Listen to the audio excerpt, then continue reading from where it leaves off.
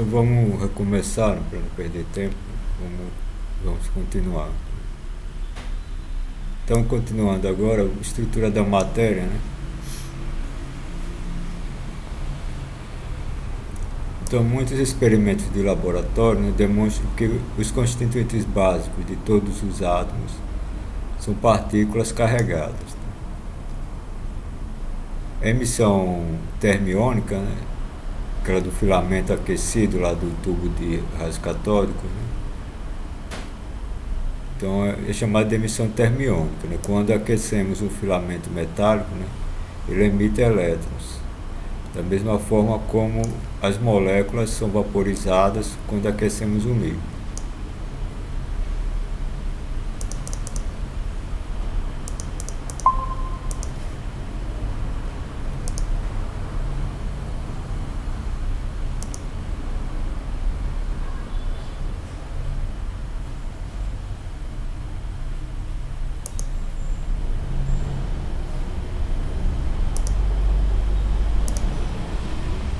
Outro experimento é a eletrólise. Um dos experimentos, né, que supõe que um campo elétrico seja aplicado em um sal fundido, como o hidrogênio de fluoreto de potássio, né, o KHF2, ou em uma solução contendo um ácido, como o ácido clorídrico, HCl, contendo uma base, como o hidróxido de sódio, o NaOH, ou um sal, né, como o sal de cozinha, com o cloreto de sódio, NaCl.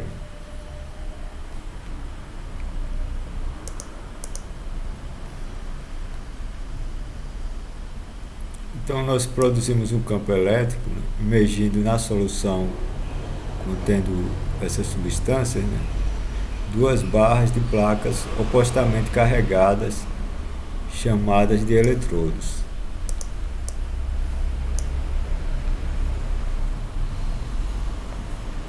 Então, observe então que as cargas elétricas fluem, que certas espécies de átomos, né, observamos que algumas espécies de átomos carregados movem-se em direção ao eletrodo positivo.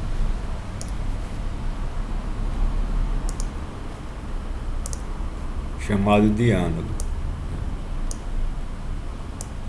e outras se movem para o eletrodo negativo, chamado de cátodo. Então há uma certa separação, né, das moléculas que formam essas substâncias, ou dos átomos, né? A dissociação, né, significa separação, né? Pode ser escrita na forma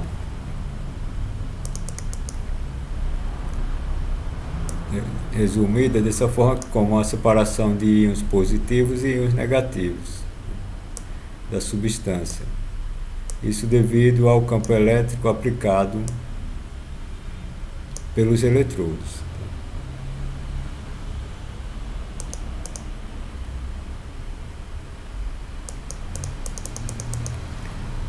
No NaCl, né, os íons de sódio, Na+, né, movem-se na direção do cátodo, sendo, portanto, íons positivos, e são chamados de cátions.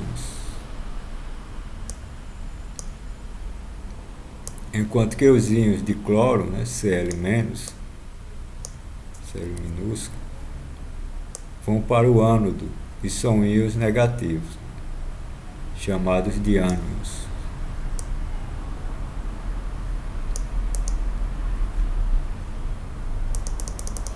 Está aqui um exemplo, né, de uma eletrólise. Se aplica a eletrodos com cargas de sinais contrárias, né?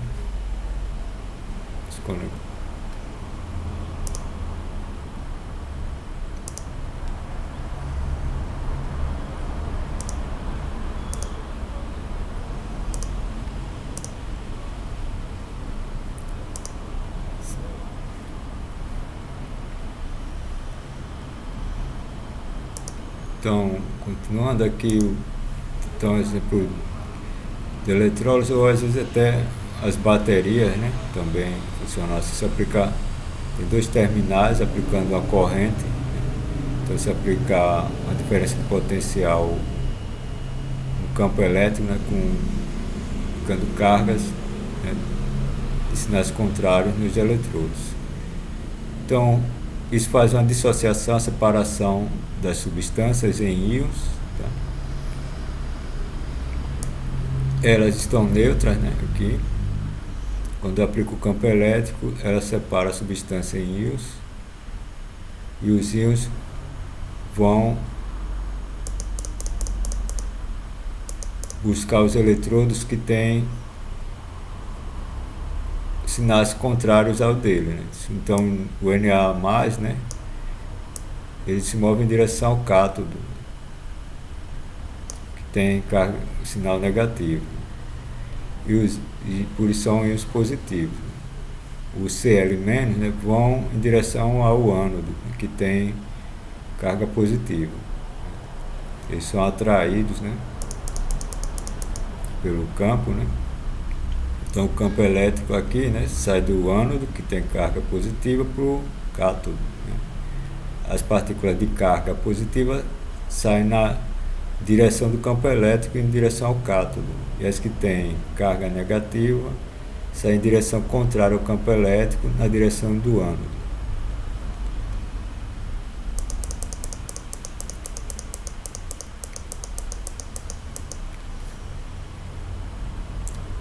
Como as moléculas de NaCl, né, não apresentam nenhuma carga elétrica, né, podemos admitir que elas sejam compostas de quantidades iguais de cargas positivas e negativas. Quando as moléculas de NaCl se dissociam, né, os átomos se separam. As cargas são separadas igualmente em íons de sódio, Na+, e em íons de cloro, Cl-.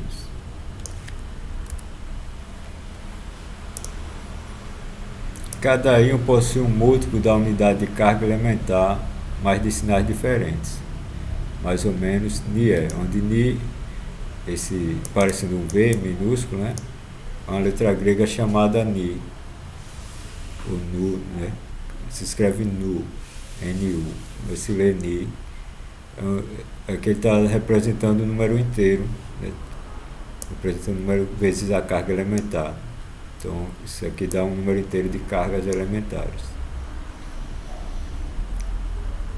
Depois de um certo tempo T, um número N de íons de cada espécie dirigiu-se para cada eletrodo. A carga total Q transferida para cada eletrodo, então em módulo igual a N, o número de íons, né, vezes a carga do íon, né, Ni vezes E. No caso do NaCl, o Ni é 1. Né. Admitindo que M seja a massa de cada molécula, a massa total depositada em ambos os eletrodos é N, né, vezes a massa de uma molécula. Dividindo a primeira relação pela segunda, né, que, né, a carga total em um eletrodo pela massa total no eletrodo, né, aqui o N cancela com o N aqui, então eu fico com Ni vezes E dividido pela massa. Mas se Na é a constante de Avogadro, né, ou número de Avogadro, né, que é o número de moléculas ou de átomos, né, em um mol de qualquer substância, né, a massa de um mol de uma substância Ma, né, vai ser o número de Avogadro vezes a massa de uma partícula daquela substância. Então podemos escrever, né, multiplicando e dividindo isso por Na, né, não altera o resultado, né, que é 1, aqui Na por Na é 1, então eu multiplico e divido por ele, então eu vou ter Na vezes Ni vezes E, Na vezes E é F, E Na vezes M é a massa, né, de um mol da substância.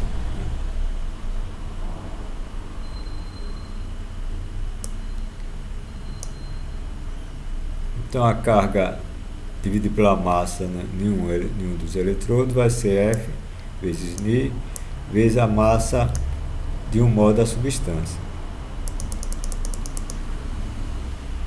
A quantidade F, esse número aqui, é chamada de constante de Faraday. É uma constante fundamental chamada de constante de Faraday. Ela representa a carga de um mol de íons tendo um Ni igual a 1. Seu valor é esse valor aqui, é o valor experimental. Faraday é um pesquisador do eletromagnetismo, vocês ainda vão ouvir falar dele, um dos grandes pesquisadores do eletromagnetismo. Então o valor experimental da constante de Faraday é isso aqui, 9,6487 vezes 10 a 4 Coulomb por mol.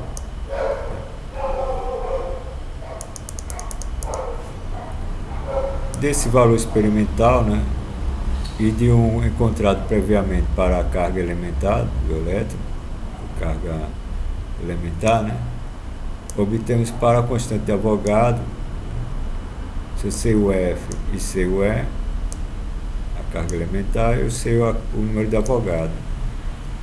Então, divido a constante de Faraday pela carga elementar, eu encontro que o número de Avogadro é 6,02253, né, vezes 10 a 23 por mol, em concordância com outros cálculos dessa constante.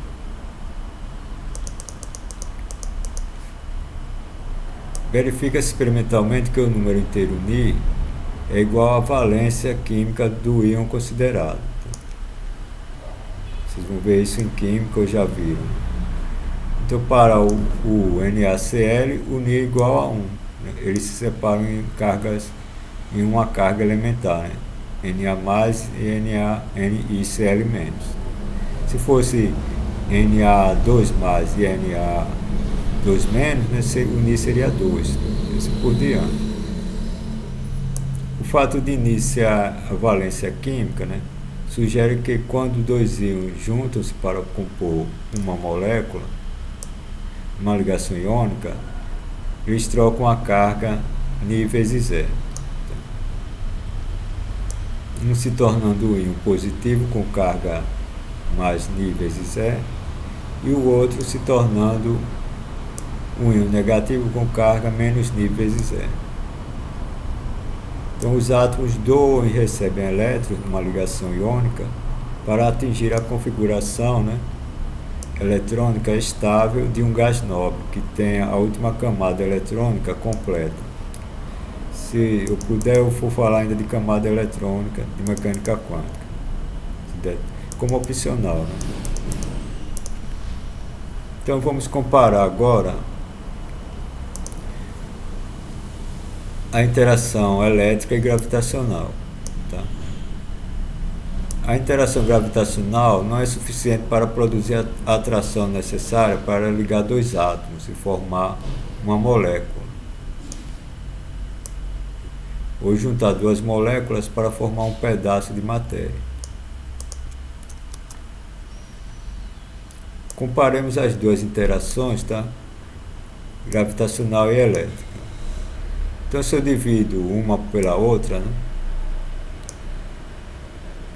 Isso daqui é a lei de Coulomb e aqui é a lei de gravitação de Newton, né?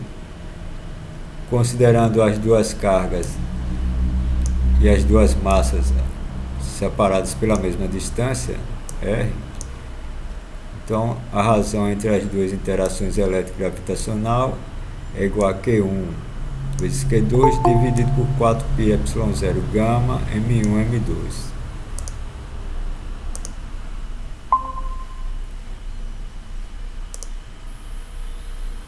Para Q1 igual a Q2 igual a carga elementar, né, e M1 igual a M2 igual a massa do próton, tá?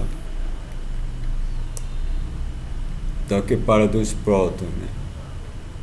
Ou dois íons de hidrogênio, né? Um átomo de hidrogênio tem um próton no núcleo e um elétron, né? Se ele perde um elétron, ele se torna um próton. Então o H+, né, é nada mais que um próton. Ele tem uma carga mais E. Então aqui no lugar de Q1 e Q2 eu coloco a carga elementar. E de M1 e M2 eu coloco a massa do próton, então fica a massa do próton ao quadrado e aqui a carga elementar ao quadrado.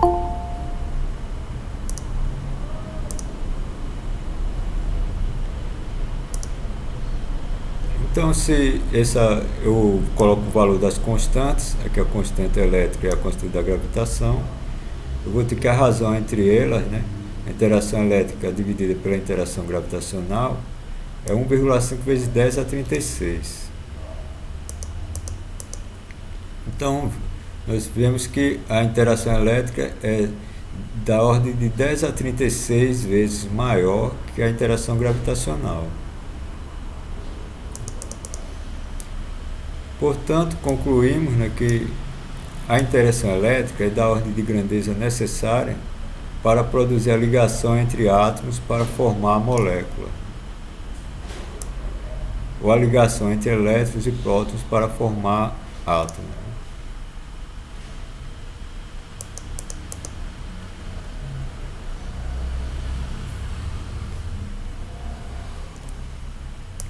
Agora a conclusão é evidente, né? Então, os processos químicos e, em geral, o comportamento da matéria em conjunto são devidos, né, às interações elétricas entre átomos e moléculas. Quando corpos carregados eletricamente estão presentes, a força gravitacional são em geral desprezíveis. Ela é muito mais fraca que a interação elétrica.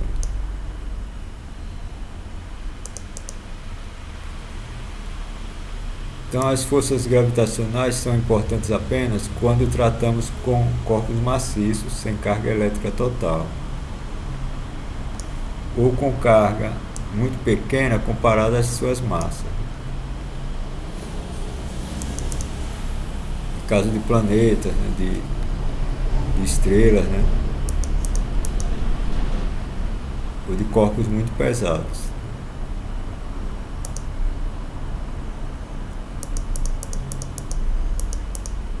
Então, em escala atômica, né, molecular, a interação eletromagnética, né, ela domina.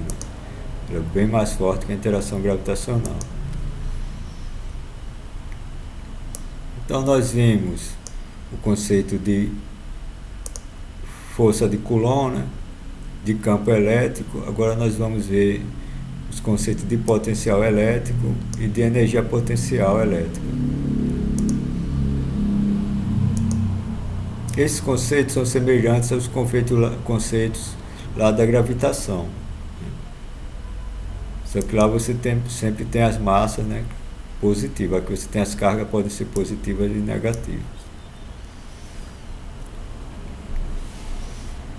Então, uma partícula carregada, né, colocada em um campo elétrico, tem energia potencial, né, que chamamos de EP, devido à sua interação com o campo de outra partícula carregada.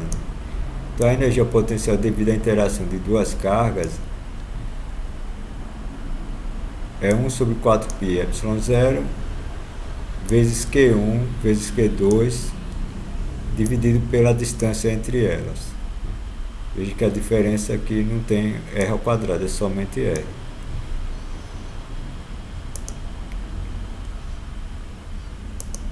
Ela é assim, né? Porque você sabe que a força é o gradiente negativo, o número negativo do gradiente da energia potencial. Então a energia potencial, se eu calcular o gradiente aqui, eu tenho que obter a força de Coulomb. Então, por isso que a energia potencial é dessa forma. O potencial elétrico, né, que a gente chama de V, em um ponto é definido como a energia potencial por unidade de carga colocada no ponto. o campo, né, é força por unidade de carga, né? E o potencial é energia potencial por unidade de carga. De forma que a energia potencial é Q vezes V.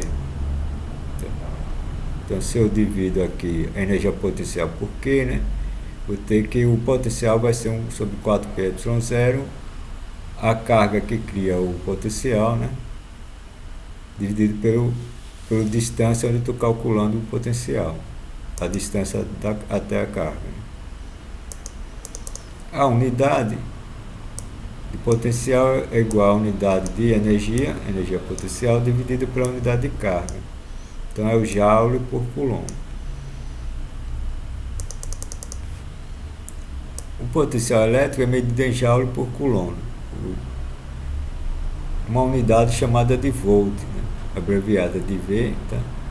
Em homenagem de V maiúsculo, né, em homenagem ao cientista italiano Alessandro Volta.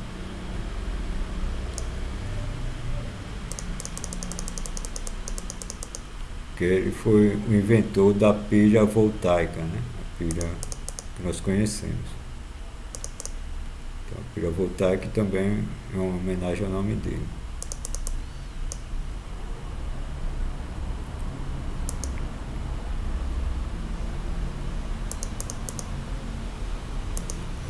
Então, notemos que as definições do campo elétrico e do potencial elétrico são semelhantes àquelas do campo gravitacional, tá? E potencial gravitacional. Em uma dimensão nós temos, né, isso aqui é de física 1, né? A força, né, qualquer força é sempre negativo em uma dimensão do gradiente da energia potencial. No caso aqui só derivado em relação a x. Se eu divido essa equação por Q, né, eu tenho a força na direção x por Q, menos o Q é constante, eu posso colocar aqui na frente da integral, da derivada, né, posso colocar na frente da derivada o Q, porque ele é constante, então Fx sobre Q é igual a menos derivada em relação a x da energia potencial dividido pela carga. Essa aqui é a derivada parcial, mas como é em uma dimensão, eu posso simplesmente escrever dx, já que é em uma dimensão. Mas a força por carga é o campo, né? E a energia potencial dividido pela carga é o potencial.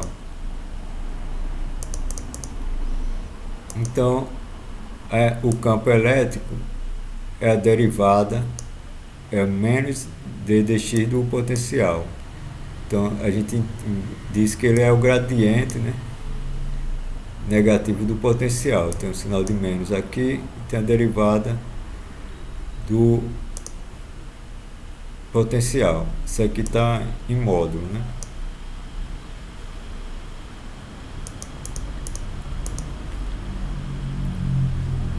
Então, em 3 dimensões, nós obtemos que o X vai ser a derivada parcial negativa, né, da derivada parcial em relação a x do potencial. O potencial agora é uma função de 3 variáveis. Tá? O potencial é uma função escalar, igual à energia. A energia potencial é uma função escalar. Mas a força e o campo elétrico, né, são grandezas vetoriais. Então, a componente x do campo é menos a derivada em relação a x do potencial, a derivada parcial. A componente y é igual a menos a derivada parcial do potencial em relação a y. E a componente z do campo é menos a derivada parcial do potencial em relação a z. Então, a gente escreve que o campo elétrico é o negativo menos do gradiente do potencial. Esse símbolo aqui, parecendo um triângulo de cabeça para baixo, né, é o gradiente do potencial, essa derivada, né? Esse símbolo aqui é chamado de nabla. É um operador diferencial, né, quando eu aplico a uma função escalar. significa que eu estou derivando aquela função escalar, né, nas 3 dimensões e multiplicando pelos respectivos vetores unitários.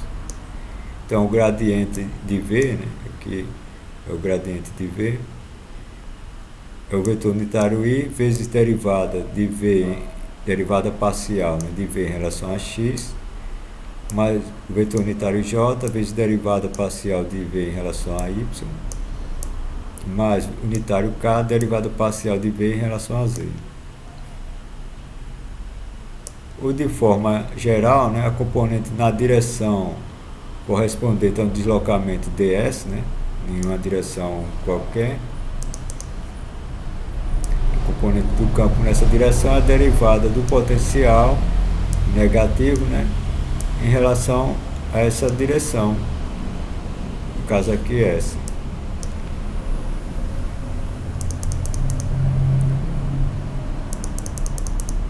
Então vamos analisar a situação de um campo uniforme. Então, aqui na figura nós vemos um campo elétrico uniforme, tá, na direção x.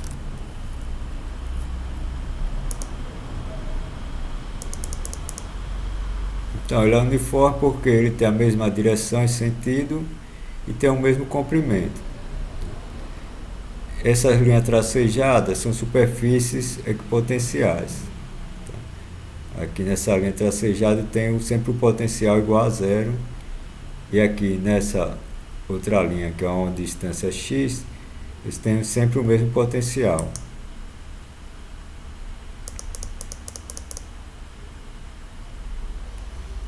Então x vai ser menos dv de x dx.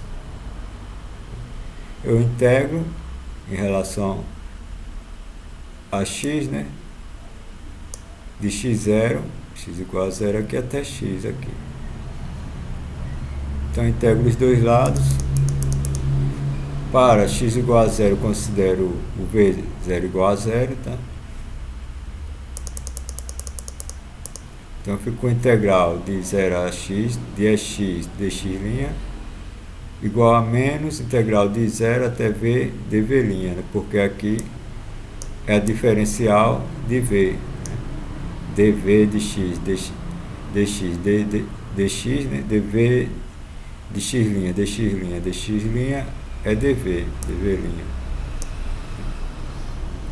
O é constante, né? Porque o campo é uniforme, ele sai da integral, ele tem um módulo constante, módulo direção e sentido. Então ficou a integral de uma diferencial, integral de dx' é x', e a integral de dv' é v'. Fica x vezes x' de 0 a x, menos v' de 0 a v. Então é x vezes x, né? Aqui eu substituo os limites de integração, menos v. Então, o potencial de um campo uniforme é menos o campo vezes a distância até um ponto de referência, que é aqui eu chamei x0 em x0, v0 é igual a zero. Aqui. Então eu considero aqui o potencial zero. E o potencial aqui é menos x vezes o campo.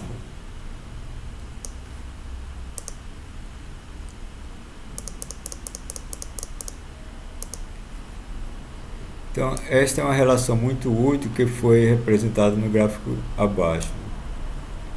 Podemos observar que, devido ao sinal negativo na expressão para o potencial elétrico, né, o campo elétrico aponta na direção em que o potencial elétrico diminui. Então, aqui esse é aqui parecendo um epsilon, né?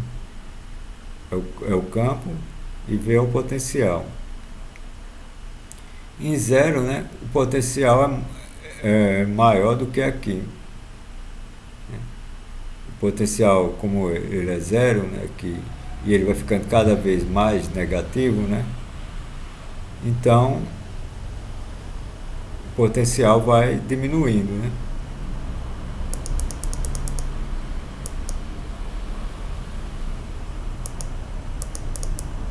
Então aqui o campo ele está apontando na direção que o potencial está diminuindo. Se aqui o potencial é zero, aqui o potencial é negativo. Aqui mais na frente é mais negativo ainda. Mais na frente mais negativo ainda. Então o potencial está diminuindo.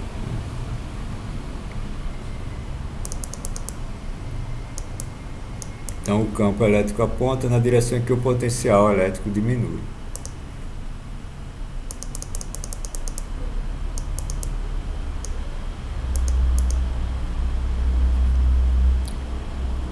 Quando consideramos dois pontos, x1 e x2, né, temos V1 igual a menos EX x1 e V2 igual a menos EX x2.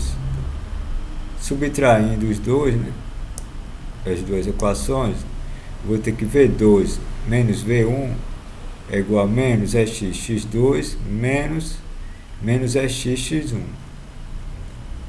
Então eu vou obter que é x vai ser igual a menos, né, V2 menos V1 dividido por x2 menos x1.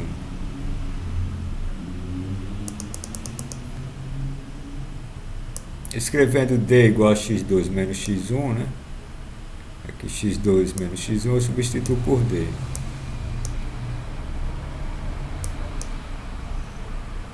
E se eu trocar a ordem aqui, né, fica positivo. Mas lembrando aqui que V2 é mais negativo que V1. Então, a unidade de campo também pode ser escrita como volt por metro. Aqui tem a unidade de potencial e aqui a unidade de comprimento.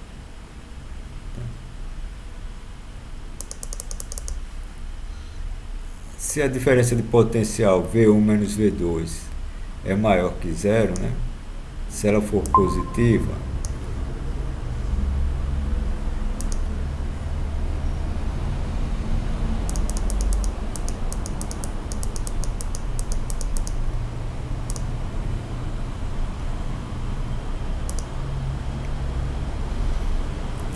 se a diferença de potencial... Travou? Não.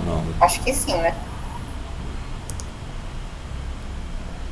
Bom, aqui está ok. Eu vou continuar gravando. Se a diferença de potencial V1 menos V2 é maior que zero, for positiva, o campo apontará na direção de x1 para x2. Se for negativa, V1 menos V2 menor que zero, o campo apontará na direção oposta. Também observamos que o campo elétrico pode ser expresso, né, como volt por metro. Como já falei, que é a unidade equivalente, né, a Newton por Coulomb dado anteriormente. Então o volt por metro, né, que é igual ao joule por metro vezes Coulomb, que é igual ao Newton por Coulomb.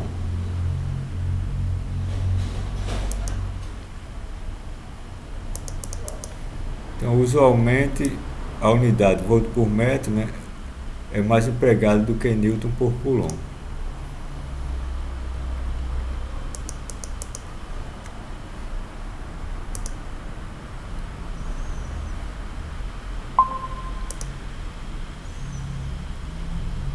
Cálculo do Eu acho que sim, gente, eu não sei.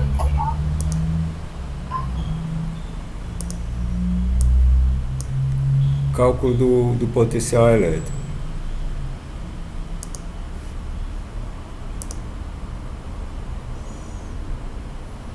Para obter o potencial elétrico de uma carga pontual, podemos integrar a expressão do campo elétrico em função do gradiente do potencial. Na direção radial da distância entre as partículas, entre uma distância R, né, qualquer, o campo vai ser igual a menos derivada do potencial em relação a R.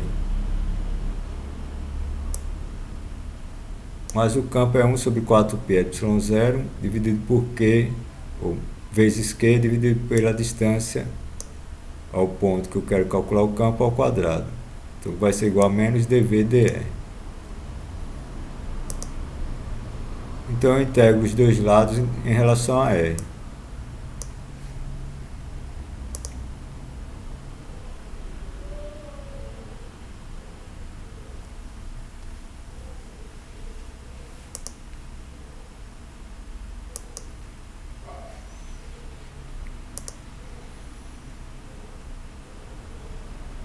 Então eu tiro as constantes da integral, fico com a integral de 1 sobre R' ao quadrado de R', integrando aqui do infinito até R. E do outro lado eu tenho menos integral de infinito até R de dv dr'.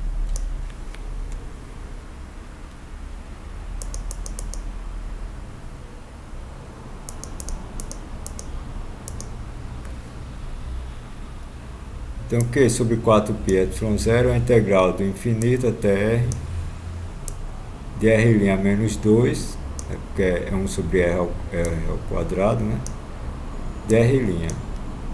Integral de dv dr' é a integral de dv' de V no infinito até V de R.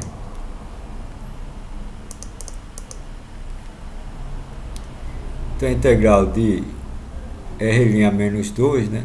É R' menos 2 mais 1, dividido por menos 2 mais 1, vezes a constante, no limite do infinito até R. Integral de dv' de menos integral de dv' menos v' de V0, V de 0 até V de R.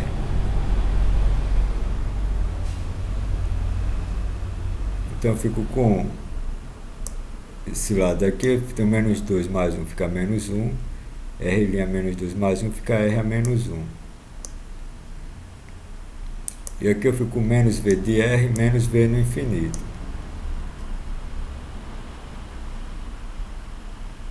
Então eu vou ficar com menos Q sobre 4π ε0, 1 sobre R' do infinito até R, menos V de R, menos, aqui,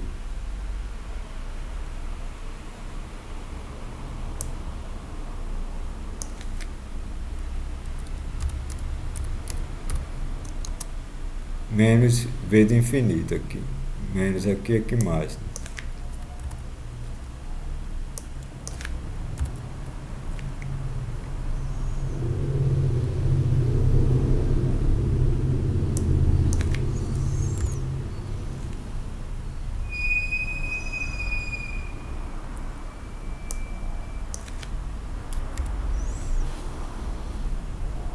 Então aqui esse lado menos Q sobre 4π ε0 sobre, vezes 1 sobre R', né?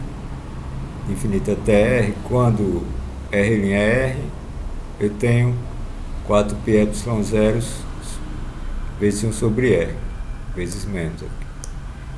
Mas quando R' é infinito, né? Isso aqui vai para zero, 1 sobre R' vai para zero. Então só fica, vou colocar aqui para ficar mais fácil.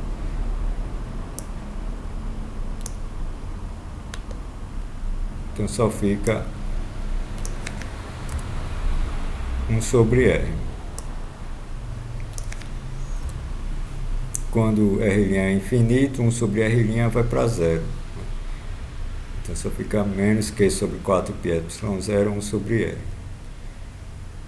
E aqui menos V' de V de infinito até V de R, né? Fica menos V de R mais V de infinito.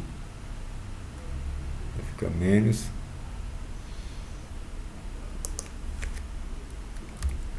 Vou colocar assim para ficar mais claro.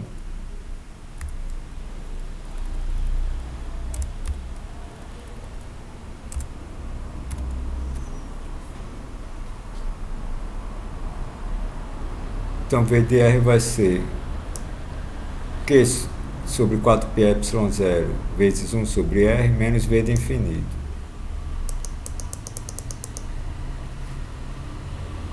Admitindo o potencial no infinito igual a zero, né? V de infinito igual a zero, podemos escrever V de R, né, igual a Q sobre 4πε0 vezes R. Veja que V de infinito realmente é zero, né? Se eu faço R tende para infinito aqui,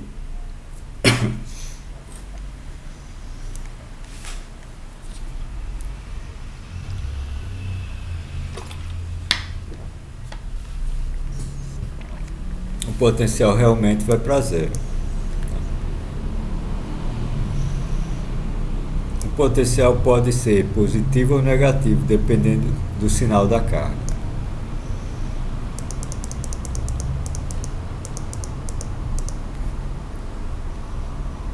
Se tivermos diversas cargas, Q1, Q2, Q3, assim por diante, o potencial elétrico em um ponto P é a soma escalar de seus potenciais individuais. Então V igual a Q1 sobre 4πε0R1 mais Q2 sobre 4πε0R2 mais Q3 sobre 4πε0R3 e assim por diante. Então eu posso fazer uma somatória de 1 sobre 4πε0 vezes somatório de RI, de QI sobre RI, onde RI são as distâncias das cargas QI até o ponto P.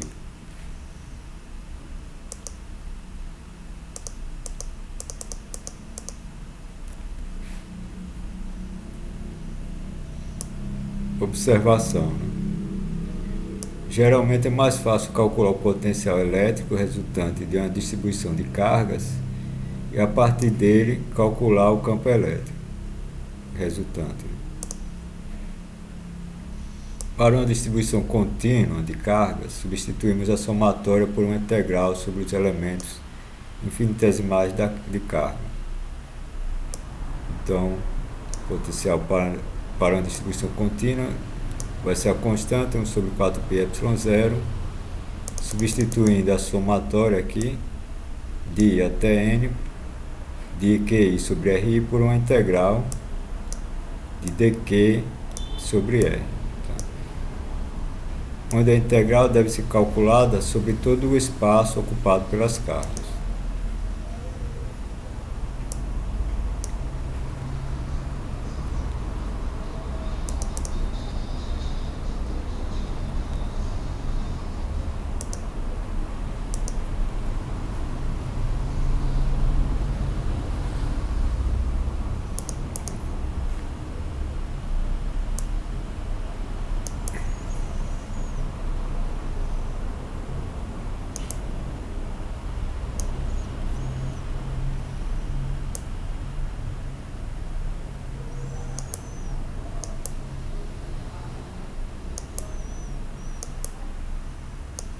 Vamos falar agora superfícies equipotenciais, né? Nós já tínhamos falado, né?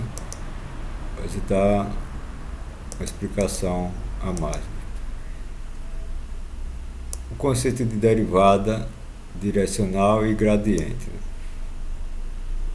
né? Já vimos também gradiente, né? Mas vamos dar uma explicação mais, né, matemática. Vocês vão ver isso lá em cálculo 3. Então, a diferencial de uma função de 3 variáveis, né, que é cálculo de várias variáveis, né, vai ser a derivada da função em relação a cada componente vezes a diferencial da componente, somando todas as três. Então vai ser dv, vai ser d-rom de v, d-rom de x, dx, mais d-rom de v, d-rom de y, dy, mais d-rom de v, d-rom de z, dz.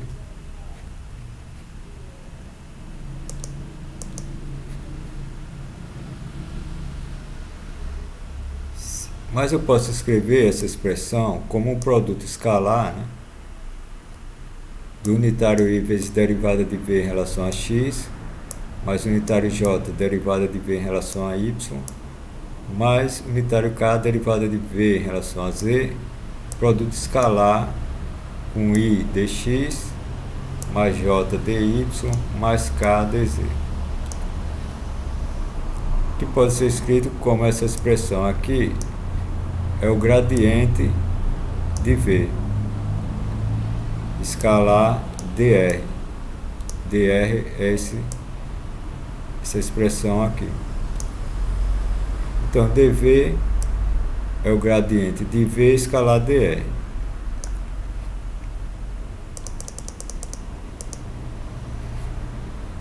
Então, como já falei, né, essa expressão aqui é o gradiente de V. Se V é igual a uma constante, né, significa que V é igual a uma constante, significa a equação de uma superfície. Então, dV vai ser igual a zero.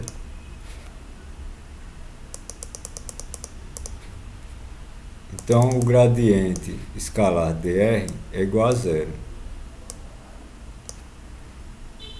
Como o vetor dr, que é a distância entre dois pontos sobre V, é tangente à superfície V de x, y, z constante, né? Temos que o gradiente de V é perpendicular a V, se V é igual a uma constante.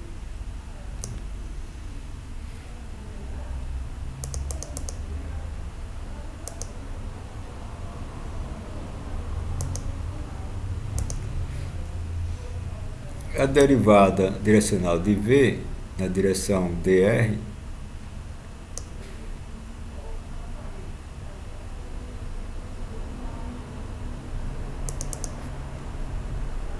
nada mais é, né, que a derivada total de V em relação a S, né, que é d-rom de V, d-rom de x, d-rom de x, dx ds, né?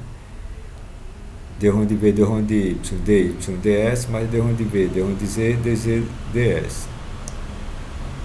Que eu posso escrever, né, como um produto escalar do gradiente, né, escalar um vetor unitário. Ele é unitário, né, porque o ds, né, é igual ao módulo de dr. E essa parte aqui eu posso escrever como dr ds, que me fornece o vetor unitário, o s, na direção s.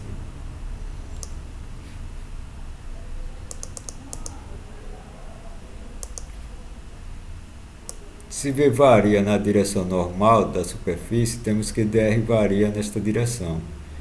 E a derivada direcional pode ser escrita como, em vez de S, eu escrevo N. Então,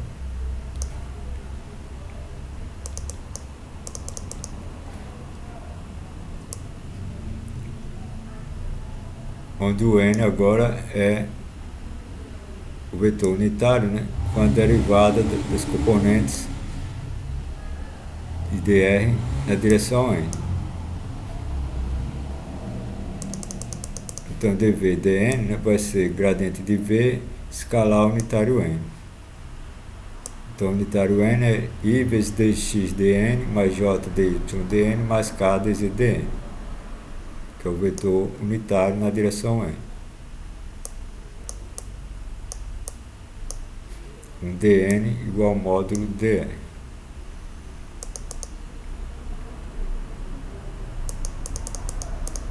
Então, aqui está no primeiro caso, v de x, y, z igual a constante, a variação dr sobre a superfície e o gradiente perpendicular à superfície. E aqui, quando eu faço na direção normal à superfície,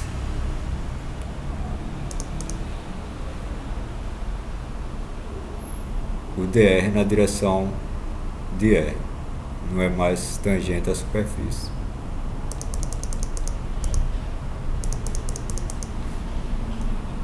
As superfícies que têm o mesmo potencial são chamadas de superfícies equipotenciais. Então, V de x, y, z igual a constante, é uma superfície equipotencial, ela não muda, né? Então o potencial não muda, ela é constante. Então ela é uma superfície equipotencial. Em cada ponto de uma superfície equipotencial, a direção do campo elétrico é perpendicular a esta, ou seja, as linhas de força são ortogonais às superfícies equipotenciais. O campo elétrico é o gradiente negativo do potencial, né?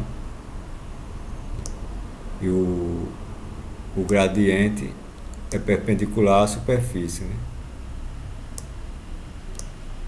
E a força é Q vezes o campo.